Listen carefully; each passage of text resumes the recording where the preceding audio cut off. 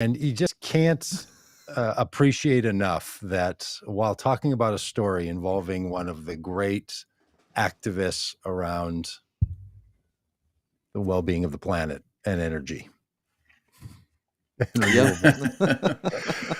We lost power. This is why you don't want solar power, people. This is what the anti-solar power people have been saying the whole time. What are you going to do when the power cuts out? Huh? Then what are you going to do with your wind energy and your other things? Anyway, we're back. Over here we have a nuclear power plant, so when the power goes out, you really you second guess everything. So you make a run for it.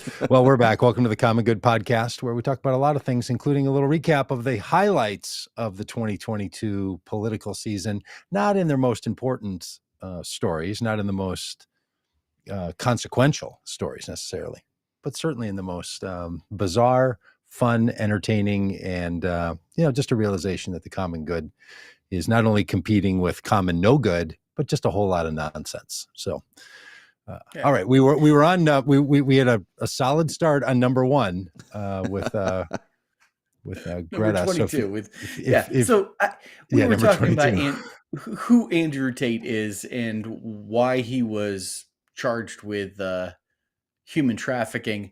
I don't know the answers to all of that. Like I said, I had never heard of Andrew Tate before this event. I just love the fact that here's once again, here's a conservative, and yes. Conservatives are known for their, all their talk about human trafficking and all their QAnon conspiracies. Yeah. All of that stuff. And here's a conservative getting hauled away for those very things. Yeah. Okay. And it just goes to show you don't mess with the younger millennials or Gen Z when it comes to burning people on the internet. Like, they're gonna win. You don't play around with that. Especially if you have a warrant out for your arrest, you just lay low. I mean, these people are absolute knuckleheads. Yep. All right, so that's number 22. Number 21 is the Alex Jones trials. These were absolutely amazing. Alex Jones was tried for defamation by the parents of Sandy Hook victims. Because he claimed that, those events were false flags and didn't actually happen. Horrific. And he ended up, I think, in all, through all the defamation trials that he lost in defamation trials that he lost in 2022, I think it's just under $1 billion that he owes the parents of these students. Maybe the most remarkable thing that happened throughout the course of his trials was his lawyer accidentally sent the entire contents of his phone to the prosecution. And then when notified about it by the prosecution saying, hey, you shouldn't have given us all of these emails and all of these text messages, his lawyer is like, it's okay. And of course we did. Yeah. Don't need them back. It's like when you do one of those returns on Amazon and they're like, hey, that thing was so cheap. Don't even bother shipping it back. It's worth less than the shipping cost. Alex Jones text messages. Now, we had thought, Rob, I remember when this story first came out, we had thought, hey, we're going to find out some things out of those communications, not only around January 6th, but all kinds of just, skullduggery and no goodery going on with these guys. Has anything come of that? Do you know? Have you kept up on the Alex Jones? I remember. So, as a part of the January 6th committee evidence in their report that they've released, I have some inkling that there was some communication between Alex Jones and Roger Stone. That was a part of that. But here's the thing: the January 6th Commission ended up focusing with laser precision on Donald Trump. Yeah, they did one thing. Yep. And they didn't veer away from that at all. And so while I think those text messages, could certainly be of interest for all sorts of other people, Roger Stone in particular, it wasn't. I don't think they probably didn't specifically play into Donald Trump's whereabouts and mindset, and so January 6th Commission just kind of ignored him. Yeah, we'll do some commentary on that in the future about all the things that should have been dealt with and they only did the one. Yes. Yeah. Well, you know what I'm also shocked at on the Alex Jones thing? He's still on the radio. He's still on the internet. He's still producing content. How does someone who is now have $1 billion worth of financial judgment have any capital to be doing the things and keeping his enterprise going? Like, the whole purpose of this was to punish him to a point that he can't keep doing the harmful things that he's doing with the things that he's saying and the people he's riling up. And yet there he goes, just not missing a beat, this guy. Yeah. Unbelievable. Yeah. Number 20, Sarah Palin, 2-time loser. Sarah Palin loses again. So there was a special election. Trump level of competition. Yeah, special election in Alaska to replace their longtime congressman. They've only got one congressman from Alaska, so covers the whole state. And Sarah Palin ran in a very full special election as a result of ranked choice voting. The Democrat in the race, Mary Pelton, ended up winning that. It was only for a few months before the November election took place, and it was once again Sarah Palin and Mary Pelton and some other guy, and and Mary Pelton won again. Sarah Palin. I mean, this is a political star that has absolutely crashed. Yeah. Totally. And it's really rather shocking, actually, because, Alaska is not a large population state. And you would think that someone with her pedigree and just name recognition and all but as it turns out, these Alaskans, and I mean, they're paying attention, like electing Democrats and independents and everything up in that state is really a quirky bit of good. I don't know what this is going to mean. Do you think on the little celebrity make a video for people website that Sarah Cameo? is on? Do you think Cameo? Do you think her pricing has dropped? Like, do you think we could get her to do a little piece for us? I think we could afford definitely need to look into that. For sure. What I'm bringing up, friends, is that we have a friend, a Vote Common Gooder, who purchased for his parents who are into Sarah Palin a Cameo greeting where she spent 4 minutes doing a personal video, I think for $200 to his parents, and then sent it to him. And he said that's what they do on Cameo, and that's where Rudy Giuliani is, and Sarah Palin making hundreds of thousands of dollars a year doing these Cameo videos for people. So if you're unfamiliar with that, Google it. It's rather remarkable that celebrities from various fields, usually B-level celebrities, C-level celebrities. You know who you don't want a Cameo message from? Judge Judy? Michael. I see what you're doing. Ludding. Judge Michael Ludding. Like, Judge, I asked you for a 30-second one. You got out 6 words. And I just feel like I should have paid per word and not per minute. For those unfamiliar with those pregnant pauses, take a listen. In the same way that they attempted to overturn the 2020 election, but succeed in 2024 where they failed in 2020. He's speaking before Congress, before the special committee. I don't speak those words lightly. Hardly at all. Or I would quickly. have never spoken those words Quickly. ever in my life. And he's done. Okay, I think the clip is done. We don't know I literally if that's can't the end of the video or if he's pausing. Yes. I mean, I thought Dan lost power again. Is what I thought happened, and it turned out it was just Judge Ludig. Oh man! Wow. So when we were watching the January 6th commission and hearings, and we watched all of them, and with great rapture, Judge Ludig was just absolutely captivating. and horrifically difficult to listen to because unbelievable.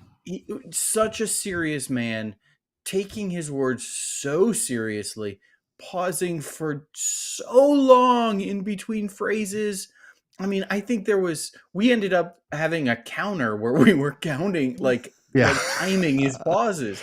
Oh my goodness. So hilarious. One of the best things that happened in 2022 was this judge and his glorious answers to questions.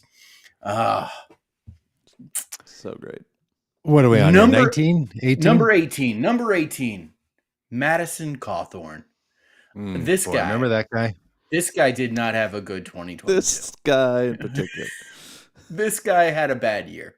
Madison Cawthorn, one of the youngest congresspeople ever elected from the state of North Carolina, lost in the Republican primary to an equally MAGA type of guy, but one who, hadn't upset all of his colleagues. Madison Cawthorn, you might remember in 2022, said, he revealed that he had been invited by Republican lawmakers to cocaine-fueled orgies in Washington, D.C. And as a result, I would suggest, in retaliation, Madison Cawthorn had videos of him dressed in drag, videos of him, or pictures of him dressed in drag, videos of him, simulating having sex with his cousin, all sorts of stuff. Unbelievable. All sorts of stuff hit. And he lost his primary as a result of it. I remain convinced that all of that came from the Republicans, not from the Democrats. And it was retaliation. The establishment wanting to get rid of Madison Cawthorn. And, hopefully we're all rid of him now. And again, he's one of those super conservatives, plays in that QAnon world, plays in the whole perversion of American culture is the problem, and you need to elect us to return integrity to the. And these people are just up to all kinds of nonsense and stupidity and ridiculousness. It is just shocking how often this kind of thing goes on. Some guy goes around and is like, I'm so morally pure, and these people are inviting me to come do all this bad stuff. Like, just be quiet about it, because your own life. There were photographers and videographers, and you were recording yourself doing the very things that you're trying to tell people not to do. And just over and over, people pull this stuff in politics. That's just it really is the craziest part of the whole deal. And so often it's just projection, like trying to cover what you're doing by pointing at others. Yes, that was a page out of Trump's playbook. Always, it's like, I think they're doing crimes over there. That's and right. It turns out he's the one doing that exact crime. Right. I think they're perverting the FBI while he perverts the FBI. I think they're trying to steal an election while he's trying to steal an election. Yeah. I mean, the fall of, we talked about the fall of Sarah Palin, but the fall of Madison Cawthorn as, he was a rising star within the Republican Party, and, somebody turned against him. And, I think it was Kevin McCarthy and the Republican establishment turned against him, and boom, he's gone. Just gone. So, and frankly, good riddance. Number 17. This is a big one. Who would have ever dreamed? One of the craziest political things to happen in 2022. How about vote common good on the front page of the New York Times? How about that? How about Robb Ryerse in particular? Deitrich? Yeah. Mostly Robb Ryerse, but a little bit of Dan Deitrich hiding behind Tim Ryan's shoulder. Yeah, there it is. If you haven't seen it yet, just Google "Vote Common Good" and Tim Ryan and New York Times, and you'll see it. But if you're watching on the video, which we hope you are, even if you only listen to the podcast, you go over to watch the video version of all this. There it is. The cover of the New York Times talking about how Tim Ryan is the Ohio senator, and is going to really make waves. And so, yep, there we were, stumping for the fella. and made a nice little event for him. It really turned out great. Yeah. And we got a little recognition. Yeah, and not just on the front page of the New York Times, but also on CBS This Morning as well. And featuring there was me and Dan, and right next to Tim Ryan, and Doug, you were in that, and Nick Brock, and our whole team, which was it was a lot of fun. Super great. Next time let's pick a winner though, should we? Let's pick a guy that's gonna. Oh man, if we could have gotten anybody to win, Tim Ryan would have been on the list. Man, what a guy! All right, it breaks my heart. Yeah. Yep. Well, let's move on from the ridiculous to the even more ridiculous. 2022 was the year of candy footwear. The shoes footwear. Actually, sounds like a great idea. The shoes worn by M&Ms. This was a year where it was dominated by the shoes worn by M&Ms. First of all, we had Tucker Carlson absolutely freaking out as the Mars company decided that they wanted to change the footwear that the brown M&M character wears from some heels to some comfortable flats, and Tucker Carlson absolutely freaked out at this de-sexifying of the because Tucker likes his sexy candy. Why you got to take that? The woke liberal mob has taken everything from him. Just can't leave a guy with his sexy candy. And why M&Ms again are so affiliated with sexy things, from the green ones to these, is still a mystery. The thing I don't understand is this headline, which we're looking at, which is a screenshot of course, Fox News and Tucker Carlson with that painful look on his face that he often has when the world does not seem to comport with his understanding. The banner on the bottom says candy in sexy shoes is highly offensive. I don't know which is more weird, that candy normally doesn't have feet, wear shoes, but that shoes are sexy or not. What foot fetish is going on where the shoe is seen as sexy? Like, what kind of world of association is somebody going with that somehow whites that have a narrowing, stiletto heel are considered sexy? And is he saying that he wants them more sexy, or they're too sexy? I actually don't care. The idea that that shoes are sexy are just really, it's absolutely stunning. And if I don't know, Dan, do you have any comments about Tucker? I have plenty, but I'll leave them to you. If just when you thought this is all the candy footwear stories we could handle, you think you're done at this point. You think you're done, but you're not. You remember the terrible hurricane that happened in Florida, and Ron DeSantis shows up, the governor of Florida shows up to visit some of the areas affected by that, and wearing a pair of boots that led to many people pointing out that they looked exactly like the boots that the green M&M wears. Yes. What a year! What a year for M&M footwear. I mean, when Ron DeSantis came out in that outfit, which again we're showing you, and you really ought to look it up, or maybe it's just seared into your memory, and you can go back, and he's walking the streets and shaking hands with law enforcement who are there to make a way for the people in their struggles in this terrible hurricane.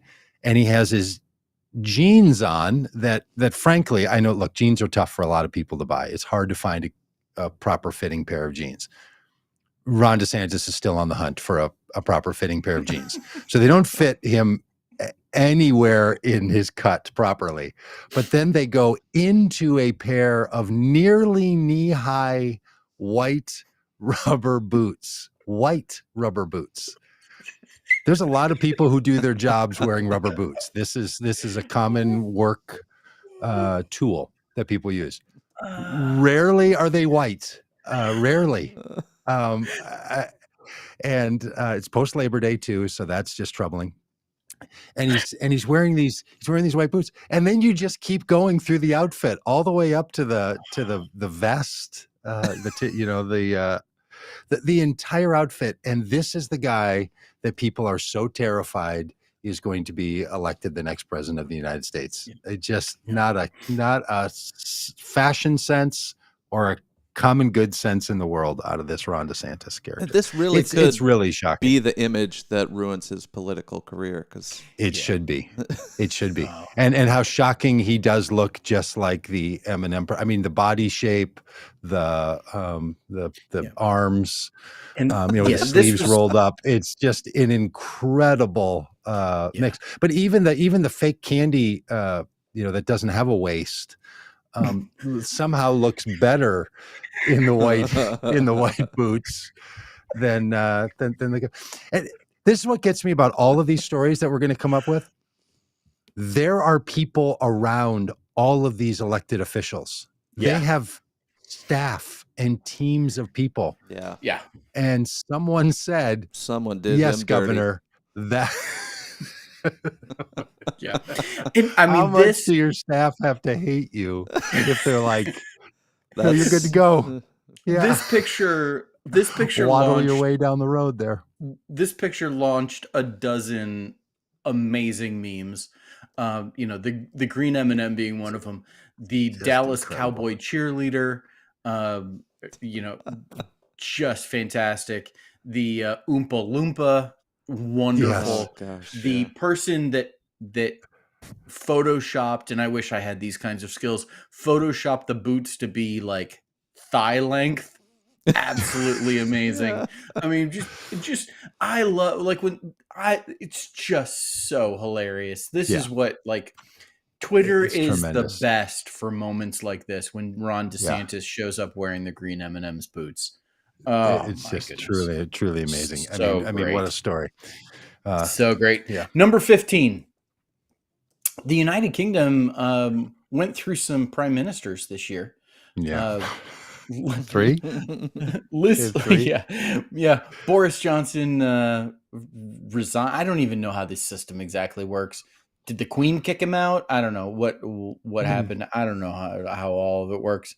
But Boris Johnson, the Donald Trump of England, left the prime ministership, and he was replaced by Liz Truss. That was her name. I'd totally forgotten her name. Literally couldn't remember it. Right? I had to Google it. My initial notes, I had UKPM. And I couldn't remember because she lasted a total of 78 days as Prime Minister of England. And really screwed things up in 78 days. Like, her choice of this tax cut and spending plan just really caused problems. That is hard to do. Usually somebody gets 100 days in this kind of role for someone to really make their accomplishments felt. In 78, she did such damage that even the conservatives in England and in the UK Parliament said, no, you gotta go. You're that bad. You're just horrible at this job. I'm sure it's a hard job, but it can't be that hard. It can't be less than 80 days hard. That you can't stick it out. Yeah. Who is it now? Do you even know who the prime minister is? No, that was the next thing I was going to say. I'm at the point now I could not name the prime minister of the United Kingdom. No. Do they have one now? Yeah. It's literally. And it's the first. Do they have one? It's the first prime minister of color. It's a guy, I think, of Indian descent. Is that so? No kidding. Yeah. Well, maybe we can get him on the show. Well, that same thing, by the way, is sort of going on right now as Kevin McCarthy is trying to become the leader of McCarthyism in the House of Representatives here, and is having a hard time getting his own self elected. So 2023 could be riddled with the second shortest leadership of a political body in the history of. But we haven't gotten to the predictions yet. Number 14. Number 14 is the great defection from the Democratic Party, as two stalwart leaders of the Democratic Party just quit and decided we're not going to be part of this anymore. Kyrsten Sinema, senator from Arizona, and former Congresswoman Tulsi Gabbard from Hawaii, quitting the Democratic Party because it's too radical. There's too problems. Non-wacky. Yeah. What is Tulsi Gabbard's reason? I can't remember. Was it too conservative or too liberal for her? Too liberal. She now fills in for Tucker on when he's away. Yeah. I did see that. Yeah, and she went on to endorse in the primary or in the elections a number of MAGA Republican types, and just the full move of Tulsi Gabbard from being a real hero of progressives. There were, back, when Bernie Sanders lost, there was a whole Run Tulsi Run movement that came out of the Bernie Sanders movement. Yeah, also not a Democrat. Yeah, but of people who, strong progressives who wanted Tulsi Gabbard to run for president. And she still might, but it's likely to be in the Republican. Because she ran, and she was right. She was in the primaries in 2019. Yeah, and joined by Kyrsten Sinema, who became an independent. Leaving the Democratic Party, but she allegedly is going to continue to caucus with the Democrats throughout as non-Democrats often do when they are part of the Democratic Party, but not Democrats. That's a pretty common thing. Bernie Sanders being the most famous, but Representative or Senator King as well. This is a thing they do. And you know what's shocking? When Tulsi Gabbard and Kyrsten Sinema were Congress people together, they were both super progressives. Like they have become less progressive politically. I don't think socially. I think they're both still super socially progressive, but politically conservatives. No, Tulsi has a reputation of being a bit of a TERF, I think. Think she's sort of into the legalization of all manner of things. I think that it could be that place, that Venn diagram, or that you go right so far in the libertarian world that you actually end up over on the progressive side of the circle. She might be one of those, but I think that's partly why she was such a fan, so fanned by so many of the progressives. Because, but what do I know? I don't keep up on my former Hawaii representatives and Fox News hosts. I could be speaking out of school here. Yeah. Totally. But it's really great to see that, when a political party has been radicalized, that there is a mass exodus from it of principled leaders. Look, Bernie Sanders was never a Democrat. He was always an independent-minded person that chose to caucus. So I don't know why you have to be hard on people that. No, you're speaking of Kyrsten Sinema. I'm sorry. That's my. Well, listen. Let's talk about someone that we wish was a former Congresswoman, Marjorie Taylor Greene. Marjorie Taylor Greene from Georgia gave us one of the most amazing videos of all time during 2022. Dan, do we have this video queued up and ready to go? Here it is. Not only do we have the D.C. jail, which is the D.C. gulag, but now we have Nancy Pelosi's gazpacho police spying on members of Congress, spying on the legislative work that we do, spying on our staff, and spying on American citizens that want to come talk to their representatives. This government has turned into something it was never meant to be, and it's time to make it end.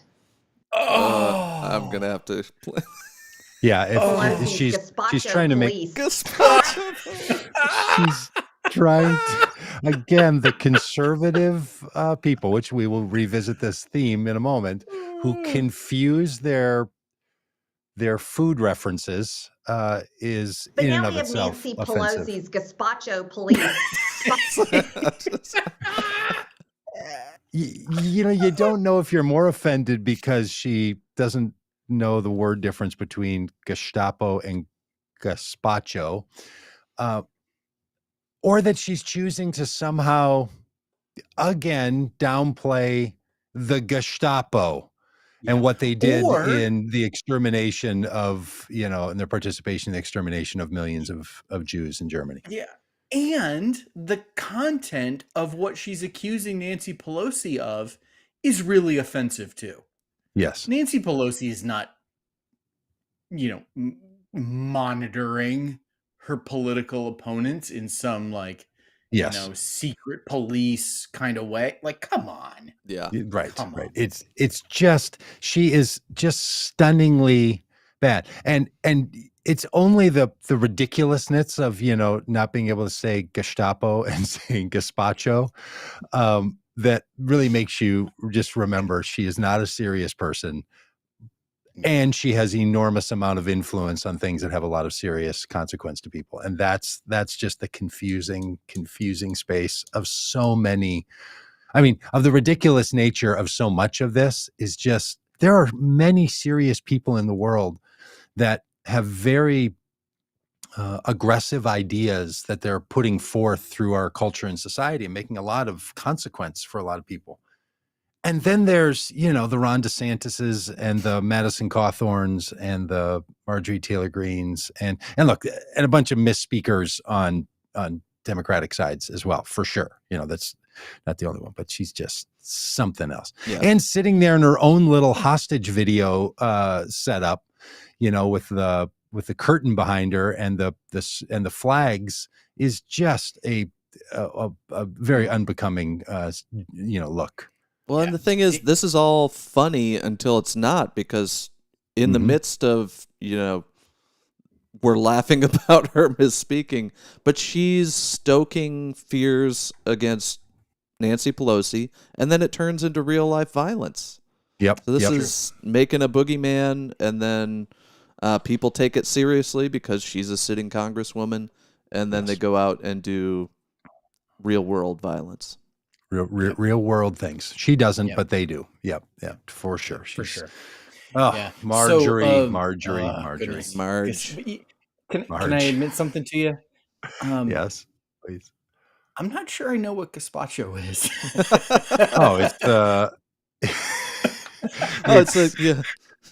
I know it's not the name of the Nazi secret police. It's the chopped up tomatoes and little salsa like mix. Is that not right? Gazpacho recipe. Maybe somebody in the comments could explain to us what gazpacho is. Oh my goodness! So, coming out of the January 6th hearings, it's a cold soup drink made of raw blended vegetables, chopped up little. I always think about it as sort of a chopped up tomatoes. It's often eaten in Spain and Portugal, particularly during the summers. Oh, I would have guessed it. Cold soup. Oh, nice. Yeah. Well, coming out of the January 6 hearings, there were so many really amazing things. One of the most amazing things was the juxtaposition of Missouri Senator Josh Hawley. You'll remember him as the guy with his fist up, signaling to the people surrounding the Capitol that he was, strong and on their side. And then, gloriously, the January 6th committee uncovered security footage of Josh Hawley right after learning that the Capitol had been breached by these people that he had signaled to with his fist. And this is what he did. Woo! There he goes. He's running. A fairly urgent clip.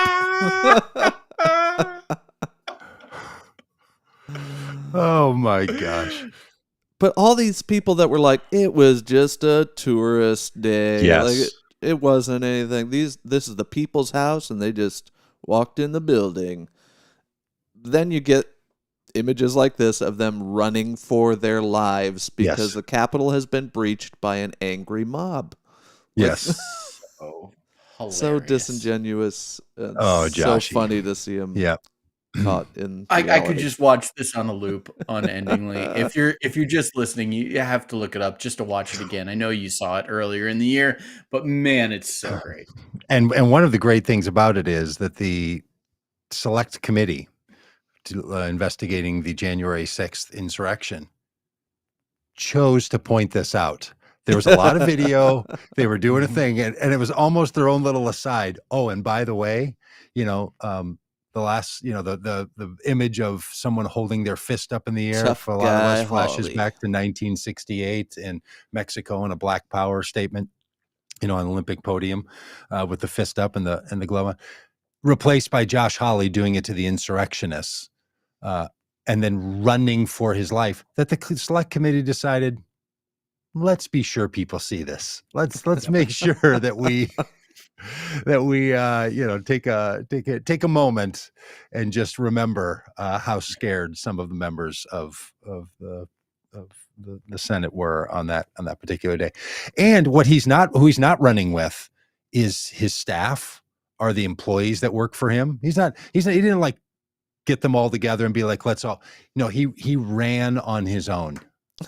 Just abandoned ship, and or maybe he's running into harm's way. Maybe that's what he's doing. Yeah, maybe that's what his presidential campaign will someday say is, oh no, Senator Hawley was running toward the police who were being tased and beaten with flagpoles and jammed into doorways. He was going to help them, but I think in that view of the hallway, he's running away. Yeah. Number 11. The former president of the United States, Donald J. Trump, posted on Truth Social, his Twitter-like social media platform, that the Constitution should be terminated. I don't know. Just literally, he said, let's throw that out. It's inconvenient. We got to get rid of it. You got to get rid of even the important things because they're such a travesty that maybe we should even terminate the Constitution in order to make things right. It's just an amazing. It's just such a clear, terrible, wannabe dictator. This is step one. Yes. We're gonna suspend all the rules until we get this figured out. And look, I know this is like the kind of thing you would do in a, which is worse, and there's never a good outcome to that. But which is worse? Let's ask ourselves this: that we suspend the Constitution or have a fraudulent election. If you had to choose between those two, you go with the fraudulent election, right? All in all, you don't say, oh, we had a fraudulent election, and let's add on top of that, we now don't have a constitutional republic. Let's suspend the Constitution. That would be even worse. It's just so incredible. And he won't really pay any price for it, other than it just sort of piling on with the people, especially the Republicans who said we just got to be done with this guy. 3-time loser is not what we want in the presidential campaign. And I just want to go ahead and I'd like to read the whole truth post to everybody. Give us the truth, Rob. Truthy it up. This is truth from Donald J. Trump. So, with the revelation of massive and widespread fraud and deception, in working closely with big tech companies, the DNC, and the Democrat Party, do you throw the presidential election results of 2020 out and declare the rightful winner, or do you have a new election? A massive fraud of this type and magnitude allows for the termination of all rules, regulations, and articles, even those found in the Constitution. Our great founders did not want and could not condone false and fraudulent elections. Founders in quotes. Yeah, of course. Our founders. I don't know why that cracks me up too. Oh my gosh. Just the Terminate the portions of the Constitution. Just amazing. Just amazing. And he wrote it. Again, this isn't somebody who said it off the cuff. Isn't somebody who said it in an interview and sort of was talking over himself or kind of. No, he sat there with his little thumbs on his little Android keyboard and typed those things in. Yeah. And then looked at it and said, yeah, truth it. Send. Truth it up. 2 days later, he truthed this. The fake news is actually trying to convince the American people that I said I wanted to terminate the Constitution. This is simply more disinformation and lies. And he didn't take down the previous one. Just scroll up. Oh. There it is. That's what's incredible about this stuff. Because you could ask someone, like, hey, what do you think of Trump saying you should get rid of the Constitution so he can be president? Oh, he didn't really mean that. That's taken out of context. No, that was the context, and that was his exact words. Those were the words. Well, did he say terminate? Did he say suspend? What was the word he used? Terminate. All rules, regulations, articles, even those in the Constitution. Even terminate. Well, listen, we've hit that's the halfway point. Pretty exciting stuff. Let's head into hang in there, Kimberly. Hang in there, Alex. Hang in there, Kev Joe. Here we go. We're gonna head into the top 10. Here we go. Number 10, craziest political story of 2022. He, the artist formerly known as Kanye West, launched a presidential campaign. That's a great one. Praised Hitler. And asked Donald Trump to be his running mate. Just asked Donald Trump to be his. That's the second greatest. I think I'm going to ask someone to be my running mate story. I know. And the other one we'll keep between us. Oh, amazing. Look, if your goal was to stay in the headlines, Ye was doing it somehow. Oh, yeah. Just one after the other. Just, you thought it couldn't get any wilder. And he's like, no, I'm going to invite Nick Fuentes, an avowed white supremacist, to the White House for Thanksgiving dinner. Yeah. Yes. Start hanging out with that Milo guy. And whose answer, this is Trump, by the way, whose then answer is, I didn't know who he was. Right, which is his classic thing. You know, he'll say this at some point about Don Jr. Like, no, that guy, when he goes to jail, I barely knew. He lived in my house. He stayed in my house for a while. I barely knew him. He's just the guy who picked up the coffee. He was the kid that I paid for Boy Scout dues out of the charity. That's all. Gosh. That was the last I got to know that guy.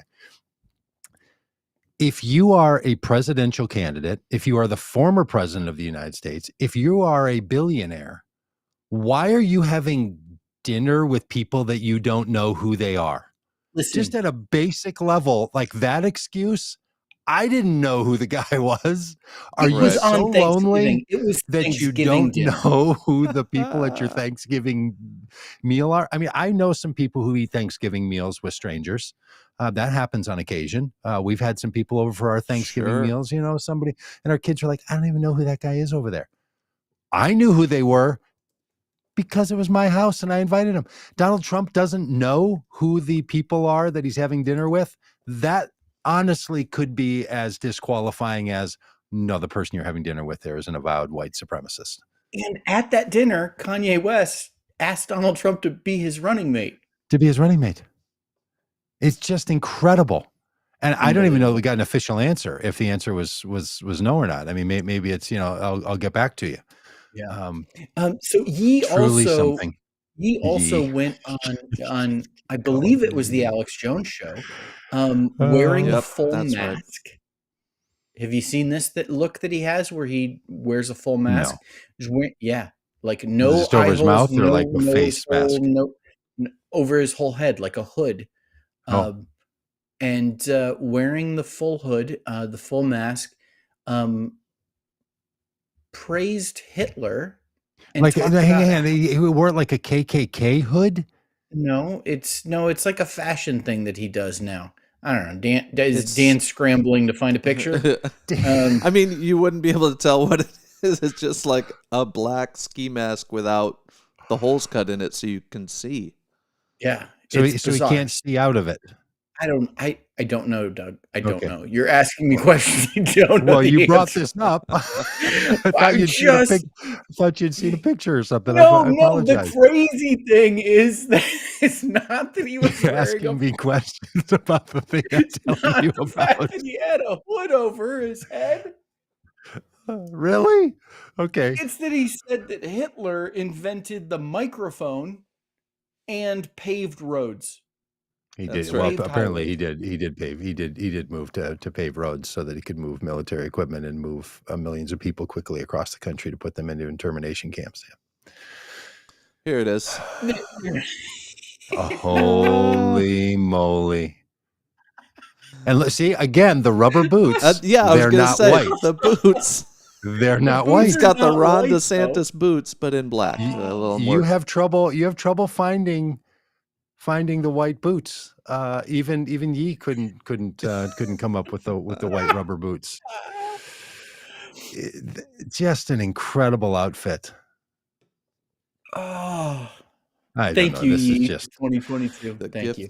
How long does a guy like this honestly stay in the purview of being taken seriously? Like how long? No one's taking him seriously anymore, right? Like, well, he gets news stories and coverage, and we're talking about him. Like somehow, when does he made our top 10? Yeah. Oh, and he made some if you go back into the previous headline. Named Anti-Semite of the Year by Watchdog Group. What Watchdog Group has an Anti-Semite of the Year category?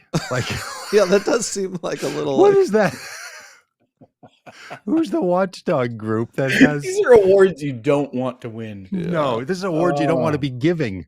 Somebody's like, "Hey, what are we going to do about the Anti-Semite of the Year? Do we have a couple of people in that list?" Wow, let's move on to number 9. One of the greatest things that's ever happened in the history of politics. Dan, hit it. Thought I'd do some grocery shopping. I'm at Wegner's, and my wife wants some vegetables for crudité, right? So, broccoli, that's $2. Not a ton of broccoli for a crudité. There's some asparagus, that's $4. Yep. Carrots, that's $4 more. That's $10 of vegetables there, and then grocery you need some guacamole. That's $4 more, and she loves salsa. Yeah, there's salsa there. So if you don't know, this is Dr. Oz, the former TV doctor. Guys, that's $20 for crudité, and this doesn't include the tequila. I mean, that's outrageous. And we got Joe Biden to thank for this. $20 for the crudité, and we have Joe Biden to thank for this. Oh, and that doesn't even include the tequila. Like the tequila part is... Okay, so let's break this down a little bit. First of all, there is not a grocery store in Pennsylvania known as Wegner's. He mispronounced the name of the store. There's a Reggie's and there's a Wegmans, but there's not a Wegner's. Doesn't know what he's not in a Wegmans there. That's not the setup. Because he doesn't live there. Right.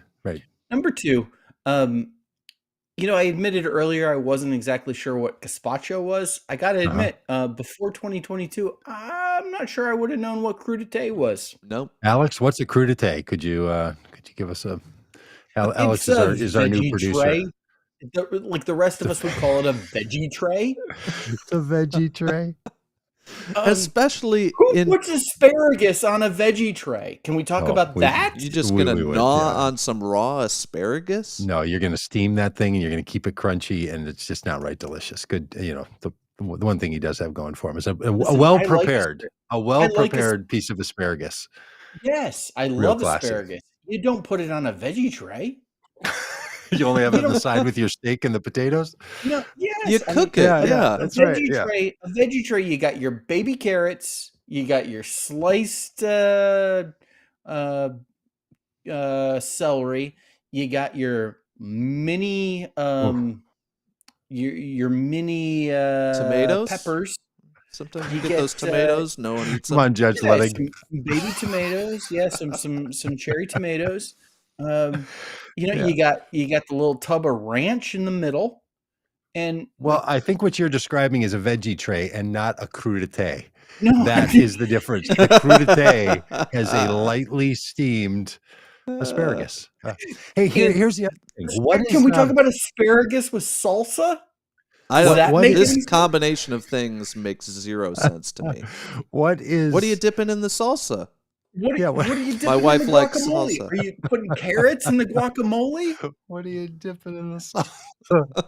You got apparently the tequila. Yeah. What is former television Dr. Oz suggesting?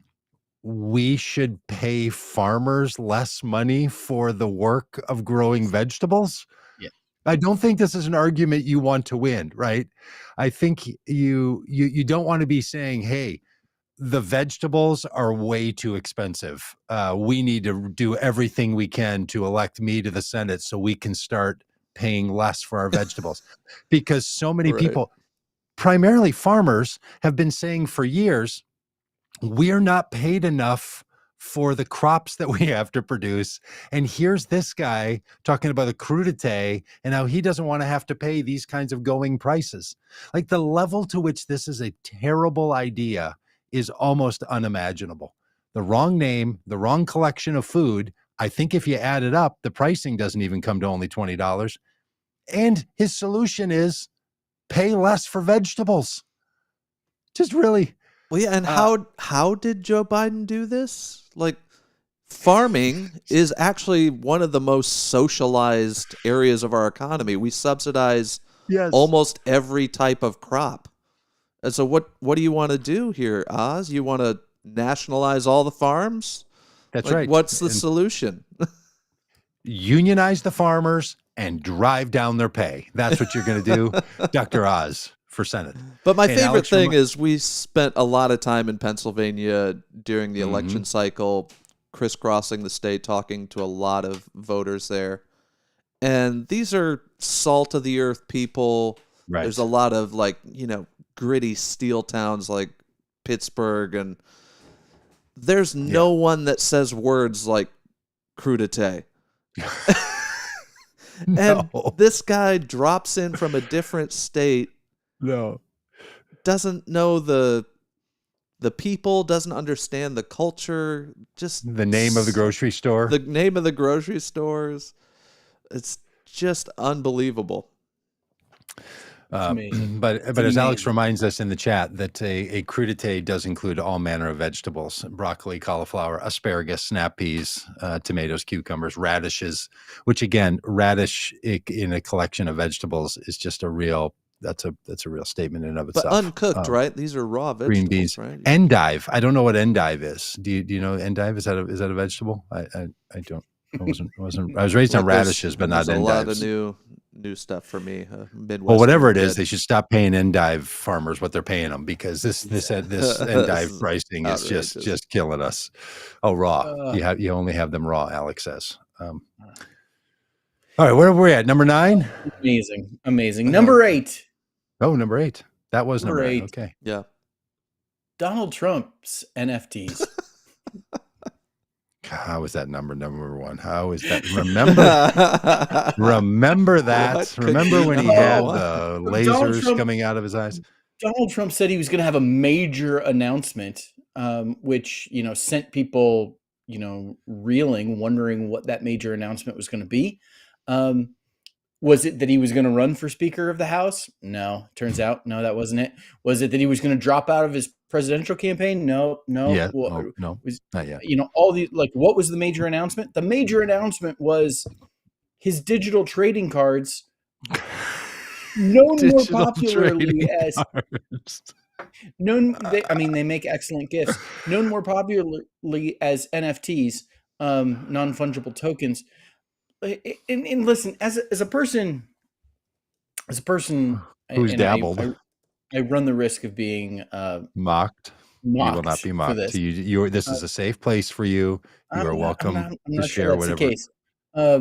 As a person who finds the whole NFT world pretty interesting and have dabbled a bit in it throughout 2022, see, you're an NFT Donald dabbler. Trump ruins everything. He ruins everything. And as it turns out, there's one of his NFTs that shows him in a tuxedo. That if you Google the word tuxedo, it's his head has been superimposed on the very first Google image that comes up. I mean, perfect. This is bad Photoshop. It's bad Photoshop. I mean, and here's the worst part of it. He sold every single one and made something like $4.5 million. Yes. No, he didn't. His own people bought him with his own money. It's my theory. Here's the thing that really shocked me about this as well. When you purchase one of the non-fungible tokens, known as a digital trading card, which is an image they're going to send you on your computer or your tablet device, you don't get to pick which image you get. Did you know that? No, you just send them the money and they send you one. You don't get to say, I want Trump Tower with the lasers coming out. You don't get to say, I want the cowboy one, or the one where he's riding on the elephant, or the one where, he's in the fighter pilot suit. They decide which one you're going to get. Can you imagine spending $199 on a crappy photoshopped image of Donald Trump? And then you're like, oh, I didn't want that one. I wanted the other. You don't even get to choose. Like, it is such an insanely bad idea.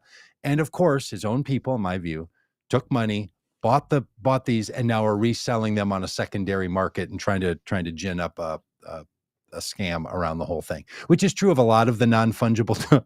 It's true of a lot of the NFTs. Is that they're being boosted up by an internal purchasing service. It's sort of, like what concert tickets were for a while, where, the second they go on sale, they're purchased by resellers. Yeah. That's why a lot of these things too. Are. Yeah, book publishing and all that. And they know that the Trump kids did that with their own books. Like, that's actually documented that's what they did to get themselves on the bestseller list. Many of the bestsellers in the Christian world are pastors whose churches buy their books. Yes. Yeah, absolutely. That's just a whole way you game the system. This one is actually that's fantastic. Wow. Have you watched The Boys? Have you watched that's the what I was show just going to talk about. I just put up on the screen an image from the show The Boys, which is also a comic series, and it's the main superhero in this show is called Homelander, and he shoots lasers from his eyes, just like this Trump image. So it's just sort of copped from The Boys. But the thing is, in The Boys, Homelander is the most horrible, evil villain. He's the bad guy. He is the bad guy.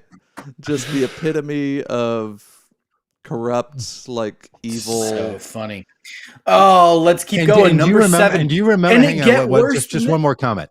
Do you remember during the announcement of this, he's like, and if you buy $4,000 worth of these, you get put into a drawing. One of the things you could win is dinner with me. And I'm not sure. Yeah, because you literally have dinner with the anti-Semite of the year and a white nationalist, and you don't literally know who they are. Like, you've devalued dinner with you to a point that even you say, as he did, I'm not sure that's really all that great of a deal. No, it's not that great of a deal. You could have dinner with Donald Trump for far less than $4,000 and a gigabyte of crappy Photoshop photos. Are we unbelievable? Are we sure that ye didn't buy all of them? No, we're not. Okay. No, we're not. Number 7. Yeah, we're just Will we ever forget Herschel Walker? Who? Oh, you ever watch a stupid movie late at night, hoping it's gonna get better, don't get better, but you keep watching it anyway? Because the other night I was watching this movie. I was watching this movie called Freak Night, or some type of night, but it was about vampires.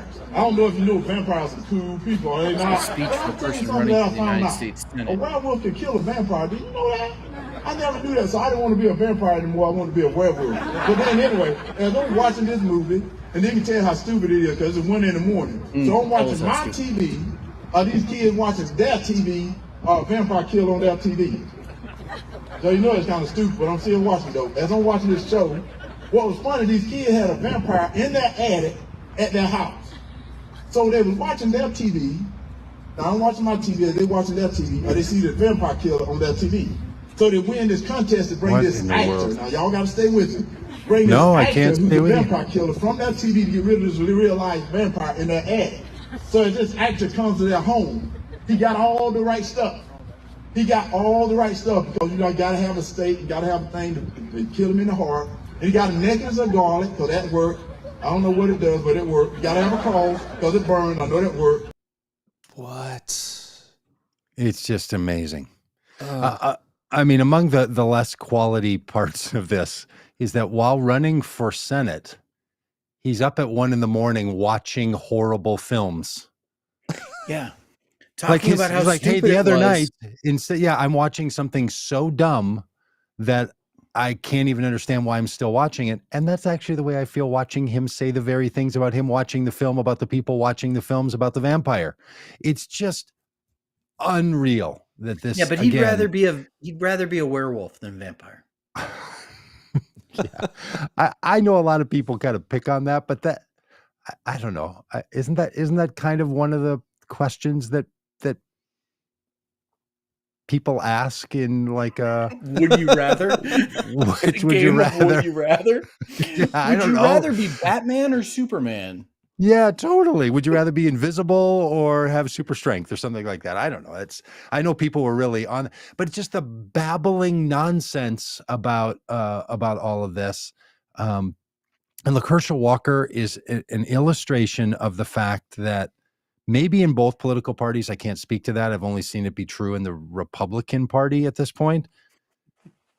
People do not care who the candidate is in so many of these races. They just care what party is the person aligned to. And I am actually shocked that in our day and age, with so many people who say that they're, that candidate quality isn't required for reaching this level. I granted he lost, but barely lost. That candidate quality isn't something more required. Yeah. It's really quite stunning that people will just be like, nope, we'll just go with him anyway. Yeah. That the party affiliation is so powerful. And, we showed this video. We didn't show him flashing his deputy sheriff badge during debate. We didn't show videos of his son abandoning him, and we didn't talk about the abortions that he paid for while running to be, running as a super pro-life candidate. Yeah. We didn't talk about the fact that he actually lives in Texas. Yeah. And not in Georgia. I mean, we didn't talk about the fact that they had to bring in 2 people to sit next to him and, keep him from talking anymore. And he almost won. He went to a runoff against a very qualified sitting senator. Now, I know Georgia's, a complex state and still in the middle of its transition from one political dominating power to another political dominating power, but still unbelievable that he, someone of this lack of quality is chosen by that guy standing behind him on the video right there. Like that guy with his cowboy hat on and his vest is saying to himself, no, I think Herschel Walker is probably my guy this time. Just doesn't care at all about the fact that that's how much Republicans hate Democrats. And I know a lot of Democrats who are also just 100% opposed to Republicans. I'm one of those. But at some point you would just have to say, like, I don't think we could go with this person. Like, they're just not qualified. Yeah. The number of non-qualified candidates across the board. Maybe I'm just blind, but I don't think that was as true with with Democratic candidates. I don't think there were so many, Madison Cawthorn's, Marjorie Taylor Greene's, Dr. Oz's, Herschel Walker's that there were on the Republican side. Just can't even imagine. All right, let's keep going. Number 6. Trucking. The Supreme Court drama. This was a year of drama in the Supreme Court. So bad. Setting aside the decisions that they've made, let's setting those things aside. Just the drama surrounding the Supreme Court, the junior high nature of what happens at this place is just absolutely stunning. And that that maroon curtain behind them has been pulled back a little bit, and we've gotten a glimpse of what takes place, where these petulant babies make decisions about, all of our lives. Yeah. So this year we have Ginny Thomas, the wife of Clarence Thomas, aiding and abetting an insurrection, and being the realization, the revelation that she is a full-on conspiracy theorist and insurrectionist. A QAnoner. Yep. The wife of Clarence Thomas. Yep. We had the revelation that well, and Rob, let me just add, not only is she the wife of Clarence Thomas, who happens to believe these things, but she has access to the chief of staff of the then sitting president of the United States on private text messaging. Yeah. So it's not just like who she is and she should be better, because who can control what their loved one does or thinks?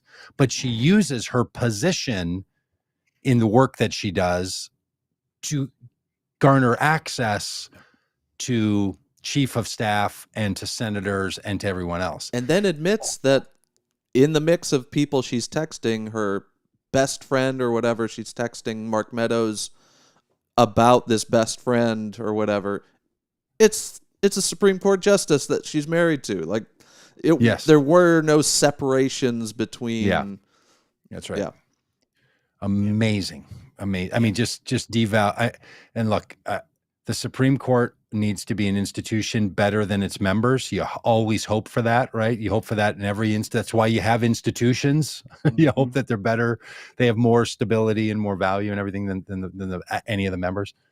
But boy, it just feels like it has devolved all the way back to the selection of Merrick Garland being stopped.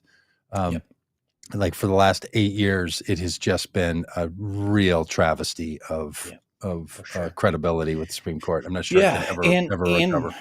Near the end of the year, we had the revelation that the Dobbs decision was not the first time that the Supreme Court has a Supreme Court decision has been leaked.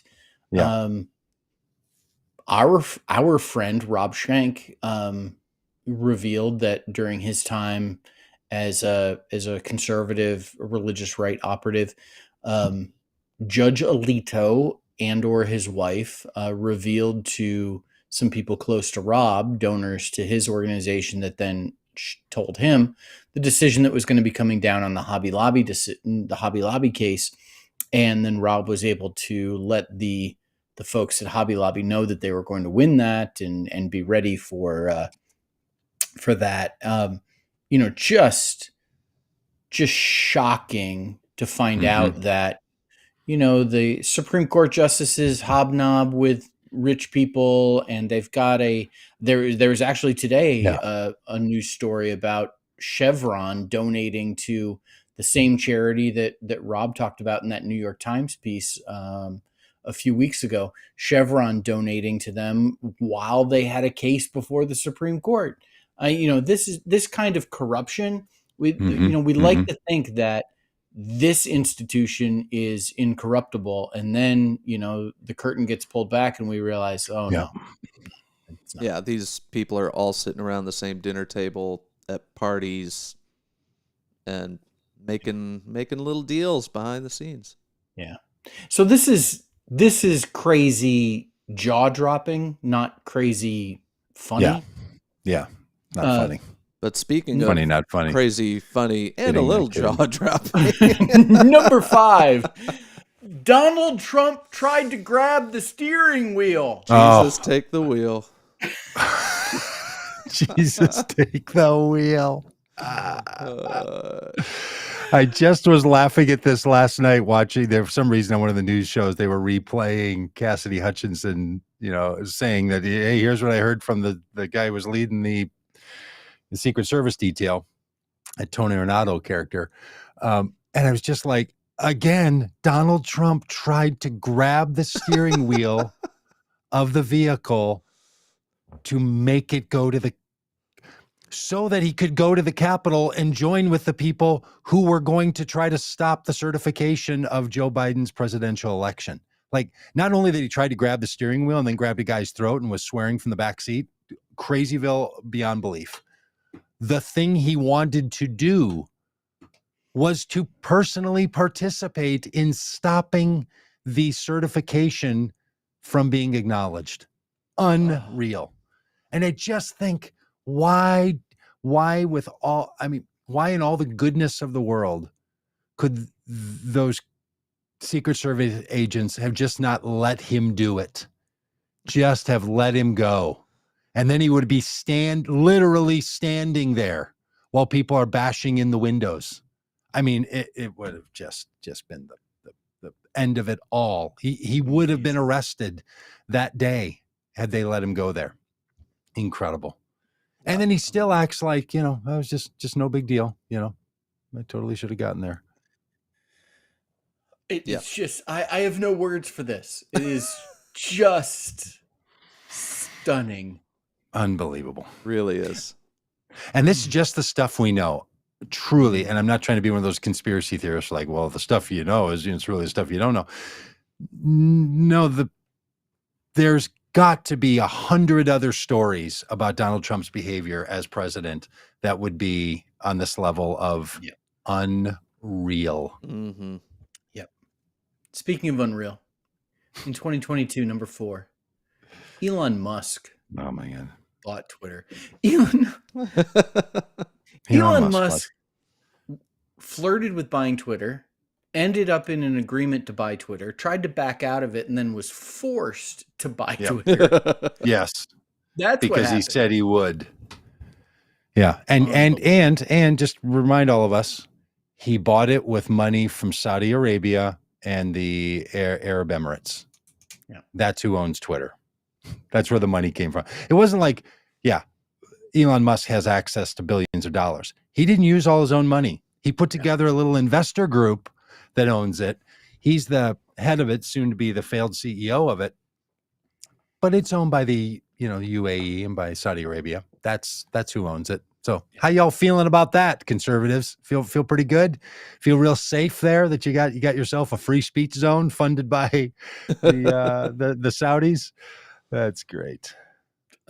Hey, Alex, I'm sure you do have other things to do. Thank you for your service today. Thanks for I have other things to do, but this list is amazing.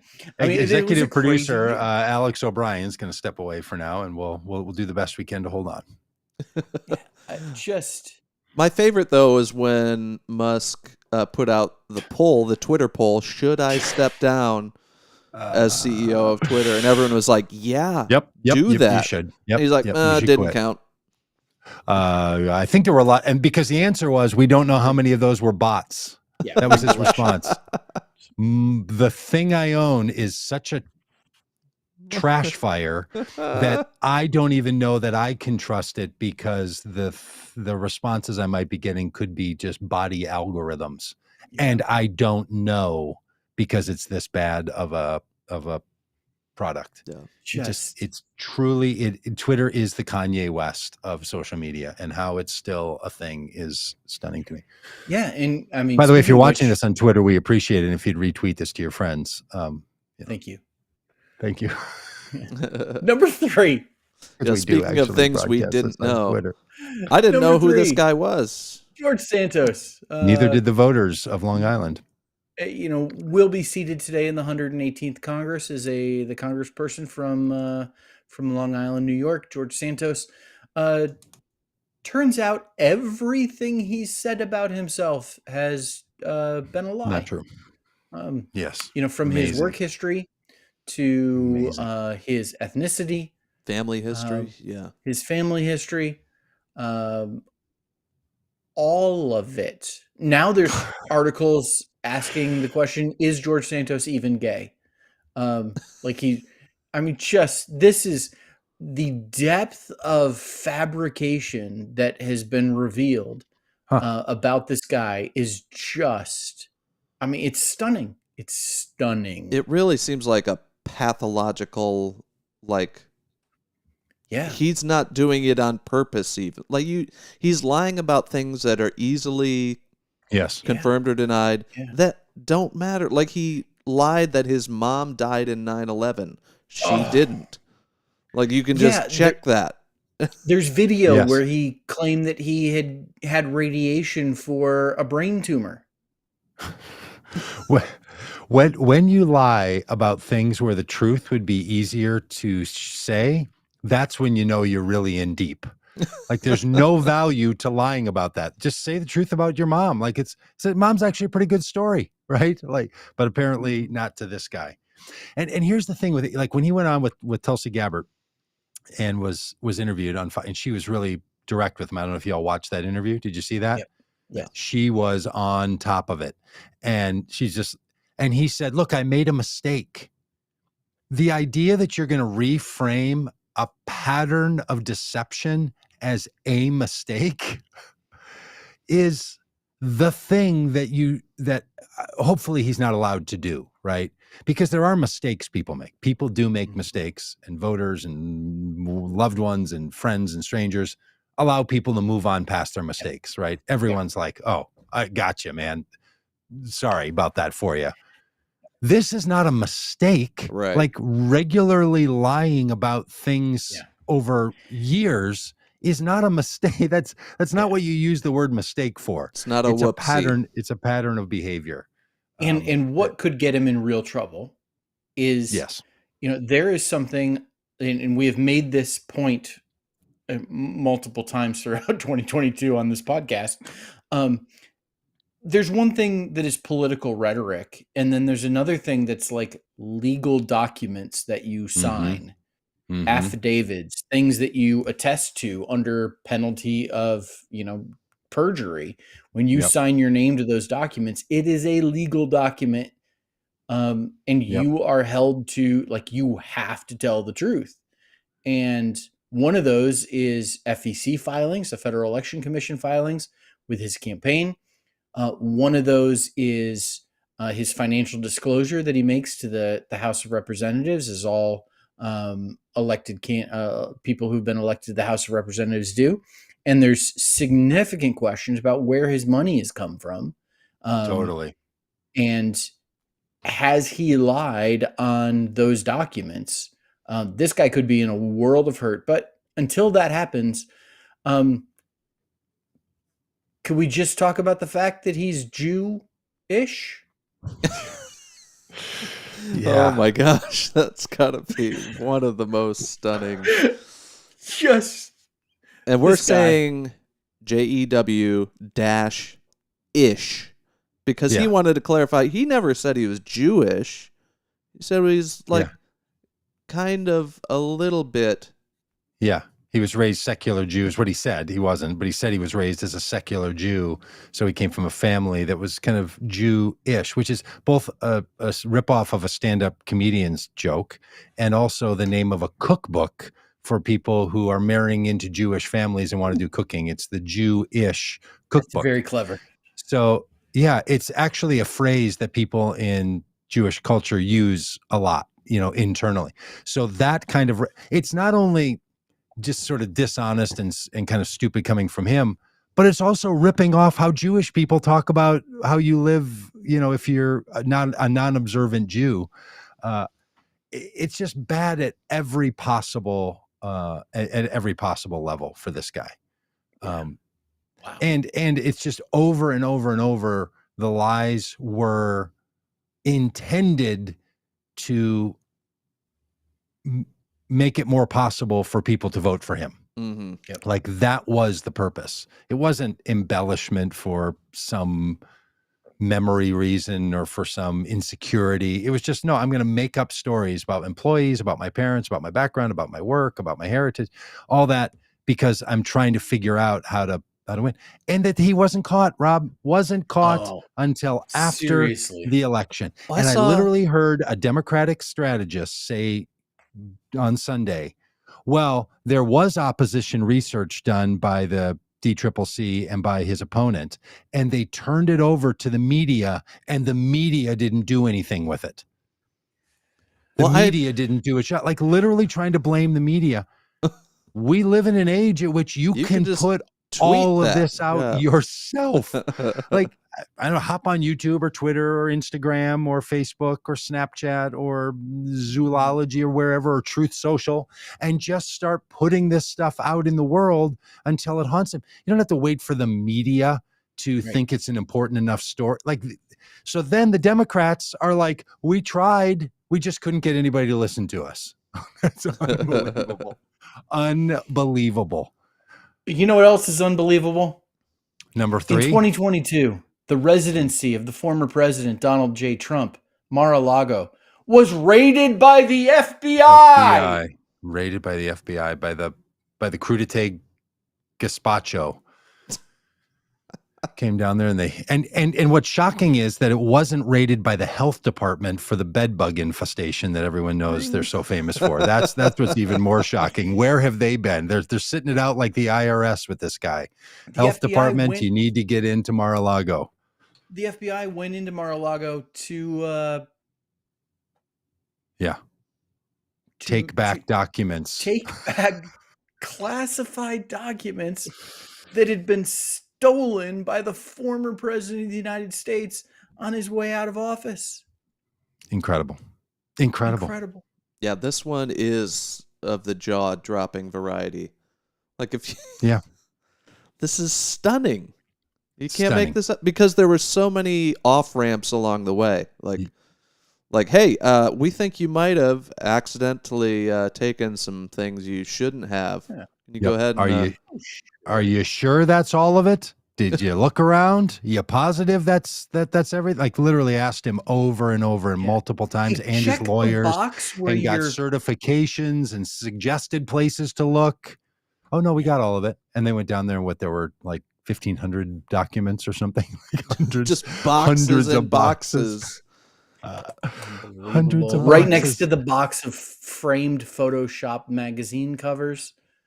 And now, most recently, his lawyers were like, hey, yeah, we found some more over in a storage unit. He's got them over at the ready rents. He's got boxes of stuff sitting around over there.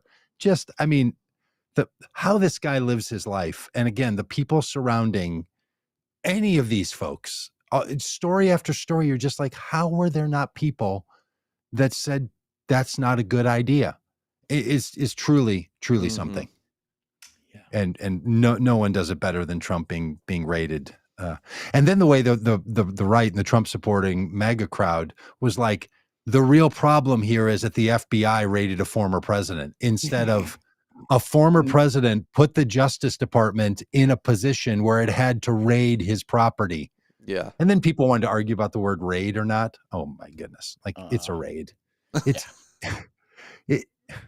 that's just amazing. Just amazing. Okay, number one. We've been doing this for a while. Word. Number one, midterm madness. My goodness. The midterm elections. What do we have here with Donald Trump surfing the red wave? Yeah, that's the red. That's the red image. Ripple. So that's a great, so image. Great. The red wave is the voters waving. Goodbye. And again, if Santos is outed, it was so possible for them to not even have taken control of the House of Representatives. Just New York. I mean, absolutely insane what happened in New York with Republicans winning House seats in New York. Colorado, where Lauren Boebert almost lost. Incredible. Stunning. Arizona, Maricopa County, screwing with the country again, just in terms of timing, not in terms of count, because they do a good job of counting. And Carrie Lake still refusing to concede and admit that she lost. Campaigning now to be Trump's running mate in 2024. I mean, it's Georgia. The second time in a row that the U.S. Senate race went to a special election. I mean, how many times has Raphael Warnock won this seat? Yeah, in a he's a 3-time winner. He's won it like 5 times now. Yeah, 4 times. I think 4 times. I think you're right. Yeah, like an election, and then a special election, and then an election, and then a special election.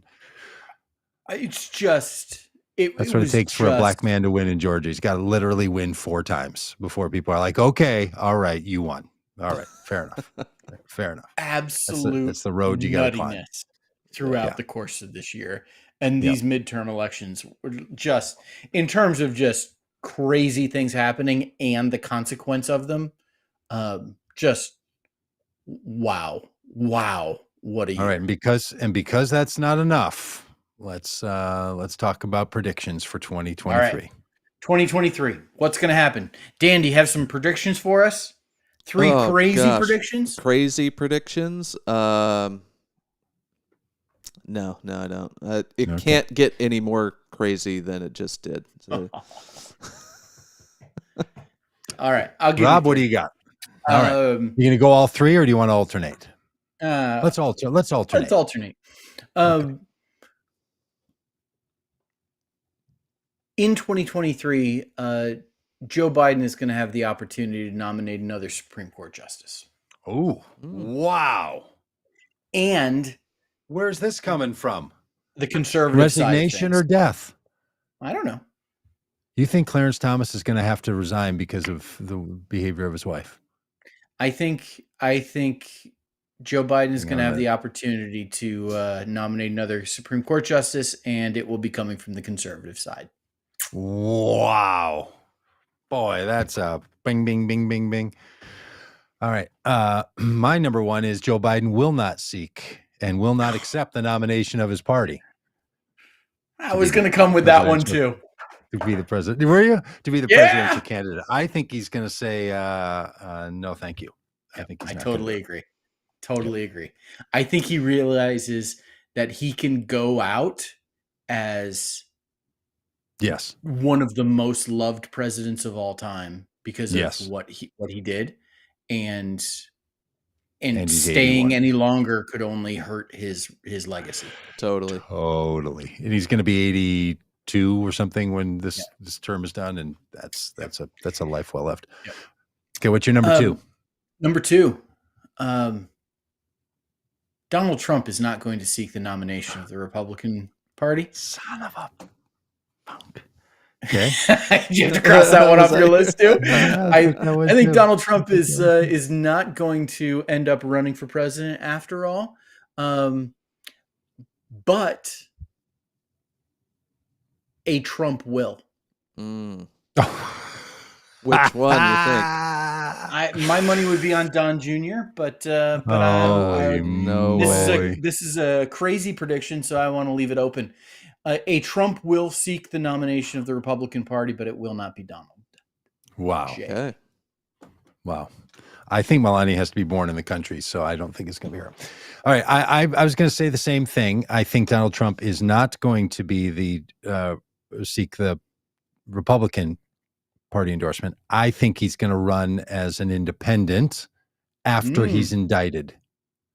I think he'll be indicted. The whole political system will move against him, and then he will say he's going to run as a third-party candidate. He won't. He can't put the apparatus together to get on the ballot in enough places and all of that stuff, but he'll stay a candidate because he will then want to be outside of the whole system and punish the Republicans who have then turned their backs on him. And that's his final act of vengeance. Yeah, and that will ensure that Gavin Newsom is elected president. I think there's a number of Democrats that are going to be in the running this time. All right, yeah. So that was going to be my third, but I'll second that. Seriously? I'll second that emotion. Number 23. No. Trump will be indicted and not seek the Republican Party endorsement, but run as an independent. Number 3. It's a very complicated. Speaking of indictments, multiple sitting Congresspeople will be indicted in 2023, including Matt Gaetz. And for charges that have been long. I think that once Merrick Garland, he's been reluctant to indict, but once the dam breaks, the dam is going to be broken, and all the indictments are coming. And I think it's going to start with Matt Gaetz, and we're going to see some folks indicted as well for some other things. Maybe their involvement in the insurrection, but multiple Republican Congress people are going to be indicted in 2023. Wow. My third prediction is that there will be a shockingly high number of things accomplished by this Congress. I think that people are going to look back and be like, holy moly, there was a lot of important things that actually got done by this Congress. This is actually the setup. This whole divided Congress and a terrible person like Kevin McCarthy being the Speaker of the House in such a weakened position. It's just going to lean into all manner of stuff getting done. That's going to be the boring kind of things, that doesn't make great podcast fodder. But at the end of 2023, we're going to look back and be like, wow, they're going to get something done on immigration. I think they're going to get something done on the environment. I think they're going to get something done on the program for kids. It gave kids money. What's going on with my? What is happening over there with your light? What's happening? I don't know. It's the light of. It was a touched by an angel moment right there from back in the 90s. I was lighting up. That's what I think's gonna. Doug, a few weeks ago, you made the prediction that Steve Scalise would become Speaker of the House. Are you sticking by that? No, I don't know. I think that's still likely by the end of the day today. Steve Scalise could end up being, because McCarthy's really, really in trouble. But here's actually what I do think is going to happen on that front. I think, he has to get to 200. He has to get to a percentage of those who are there present to vote. People are going to start voting present or not being there, and that's going to lower the number that he needs so that he can get there. That's they're going to work out some kind of deal, and that's part of what's going to lead into a bunch of things getting accomplished. Yeah. Will he be elected by the end of the day, or is it going to stretch into tomorrow? I think it'll be into tomorrow. Yeah. Nice. Maybe midnight, Oh, the gloriousness of, he's already moved into the Speaker's office. The gloriousness if he had to move out. He's already moved into the Speaker's office. Moved into the Speaker's office. It's a bad omen. It's a bad omen. Wow. Don't jinx it, buddy. I hope he jinxed it. Oh, amazing. So there's our wrap up of 2022. The 22 craziest things that happened in the world of politics in 2022, and some predictions. Hey, there's only one prediction that we can make with certitude. This is the longest podcast live stream of 2023. This will be what are we at, Dan? Can you even see? We're at an hour 32. Hour 32. Does that include the? That does not include the intro. Flag start. Okay. So we're at an hour 45 minutes here. We're starting to push a kind of podcast that could be on Spotify. This kind of length. So. Well, thanks for hanging with us, everybody, and I think Happy New Year. Hell, Happy New Year. Hell, Happy New Year. And we will. We'll see you tomorrow if you're around for the Faith Day. So we'll see you then.